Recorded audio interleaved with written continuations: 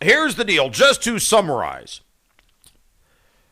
Gwinnett County, some of the teachers up there, as it happens with this little math story, and again to recapitulate, they had a math quiz, a take-home worksheet for 8-year-olds. What is 8-year-olds? Is that first, second grade? About? I don't know.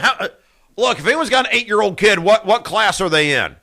And don't give me an advanced kid, and don't give me a stupid kid. Give me a kid right in the middle. How old? What? Not a kid that's been held back or a kid that's been promoted. I want to know an 8-year-old kid goes to what? I'm guessing second grade. About. Give or take 1 or 2 grades. It's a little kid that talks about references to slavery and references to beatings. If Frederick gets if Frederick gets 2 beatings a day, that's the question. If Frederick gets 2 beatings a day, how many beatings does Frederick get in a week? Well, the answer is obviously 14. More to the point, it's probably a bad question to ask an 8-year-old child. This story comes out. I remember we took one phone call on this Monday. When we broke the story, we took one phone call on. The person's like, there's bigger problems out there.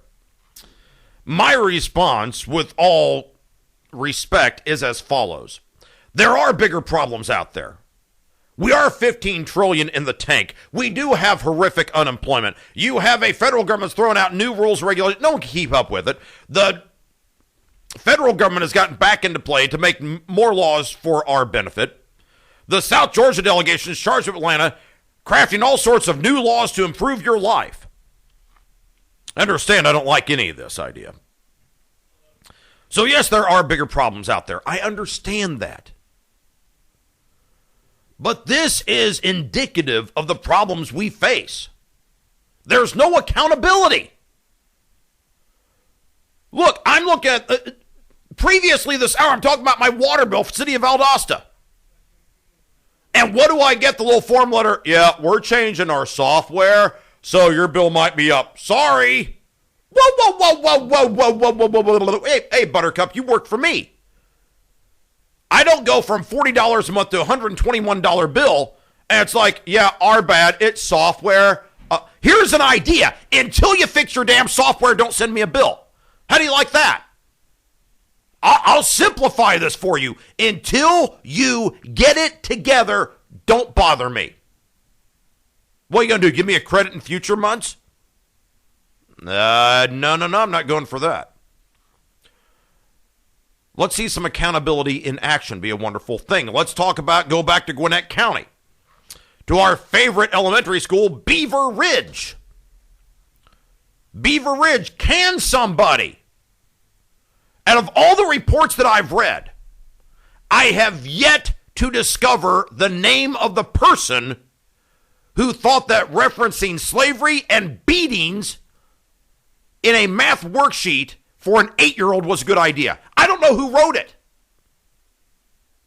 Here's a thought. Find out who wrote it. Fire him. Have some accountability. Man up on this and say, no. We're done playing around. Someone is going to take this seriously. So am I overreacting? Hey, the NAACP agrees with me.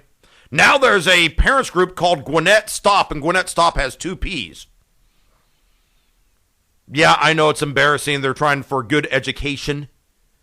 Good educational values. You misspelled the word stop. Damn.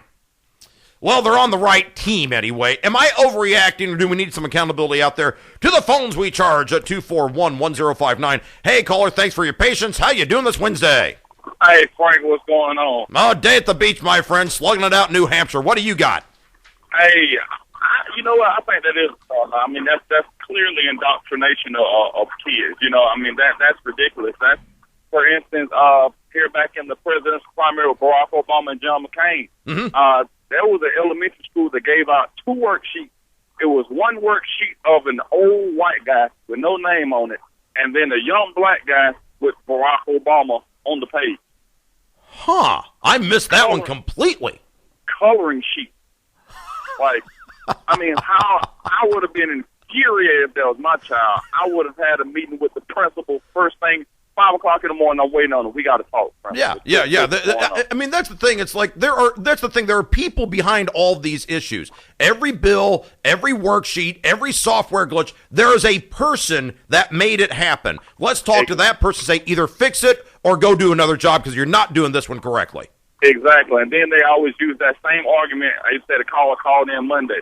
Oh, well, there are bigger problems in the world. Well, look, we're dealing with this problem right now. This problem will lead to those bigger problems. If we, like Barney Fife, you say, nip it in the bud. Right. I love it, my friend. Hey, thanks so much for taking time to call in. I appreciate it. It's one of those mornings to look at these stories and go, you got to be kidding me. This is it. As we're looking at Beaver Ridge Elementary School. And Monday, I don't have the number in front of me. I did this Monday because I thought it was brilliant radio on my part. Yeah, Monday we gave you the direct number to the school. You call them up. You give them what for? School officials, unnamed school officials, say the unnamed teachers, no one's named. And they're not giving you the name either. School officials say the teachers were trying to integrate a social studies lesson into the math class and say they could face disciplinary action.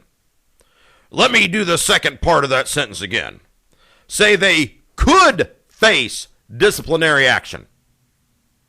School officials, dude, you got to catch up with your headline from 48 hours ago.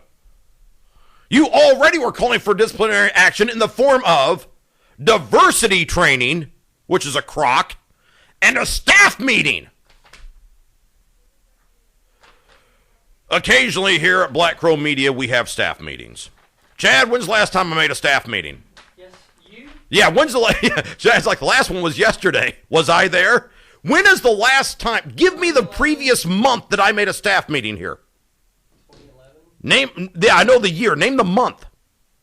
When's the last time Frank was at a meeting? Any meeting. You can't remember, can you? I can count on less than 2 fingers how many meetings I went to last year. I don't go to meetings. It's not an arrogant thing. It's simply that, again, there are people around here. I don't want to talk to them on the phone, let alone be sequestered in a room around a round table for the next 45 minutes of my life. Damn, I got things to do. I'm not going to do it. Valdosta State University, I was on the faculty senate for a while. My problem was the faculty senate meets all the time. You know how hard it is to find a proxy for these meetings? Okay, you're proxy this week. I ain't going. I despise having meetings. I am not a meeting. I'll tell you right. I know I'm getting to far afield, and I'll get to your calls in a second. But I'm just saying, when they're saying the best solution is, we're going to have a staff meeting and diversity training. Staff meetings are painful. Staff meetings generally aren't even catered. What the hell? You want me to show up, make a pizza in the action here? But if you're going to punish them, fire somebody. And you don't have to fire everybody. Just fire one person. Here's an idea. This is a teacher. You want to really tick them off? Dock their pay. Teachers can't stand that. I love teachers to death, but I'll tell you right now, teachers will go forth and profess they're the most underpaid, unappreciated people on the planet. Every time you meet a teacher, they'll tell you that. How's it going? I need to be paid more. So does everybody else. And again, no one goes into the teaching profession thinking they're going to make $150,000 next year. It doesn't work that way. You know why? Because you're a teacher. Yeah, unless it's a big union shop up in Detroit or somewhere. But that's the cold, hard reality of it. Can one of them drop one person and say, everybody else play ball? It'll make it happen. 2411059. Phone line's going crazy. To the phones we charge. Hey, caller, you're on the air. Thanks for your patience. How you doing this Wednesday? Doing fine. Hey, I know they haven't released a name, but does anybody know what race this person is that wrote this test? You know, that's a brilliant question. Here's the deal. Would the punishment be the same if it was a white teacher or a black teacher that wrote the question? That would be my question there. And it seems like everybody's got a thought process. This is a white teacher so far. I'm wondering if the role was reversed on that, if it was a black teacher. And I'll take the rest of your comments off air because I'm driving. Hey, I appreciate it. And safety first. You're right. It's a great question. And it's one of those that we've, Chad and I actually kicked this. Was this Monday or Tuesday? We did this over the break, and the reality is the NAACP is involved. What if it's a black teacher?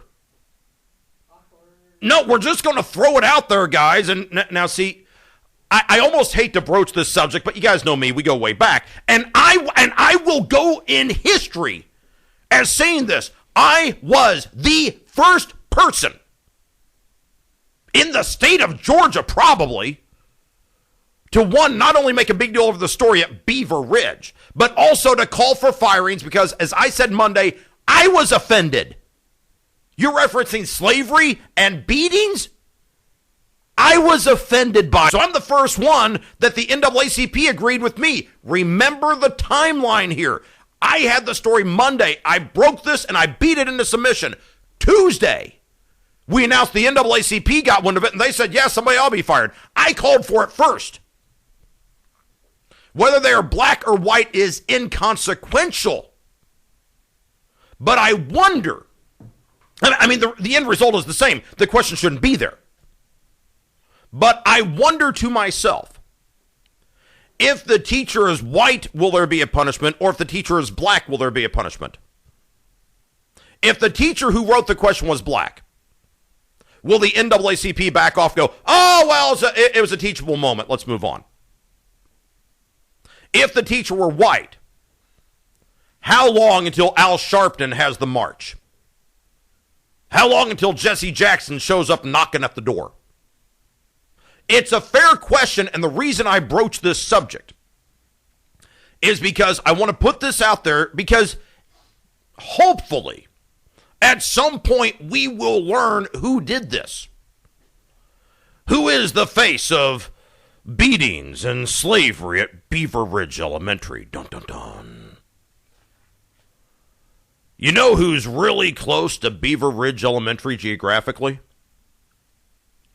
A little place called CNN. When does Candy Crowley, Wolf Blitzer, Anderson Cooper jump on this story? When does that? I'm dying to know when that happens. If it's a white supremacist who has become a teacher and he wrote this question, get out the torches and the pitchforks.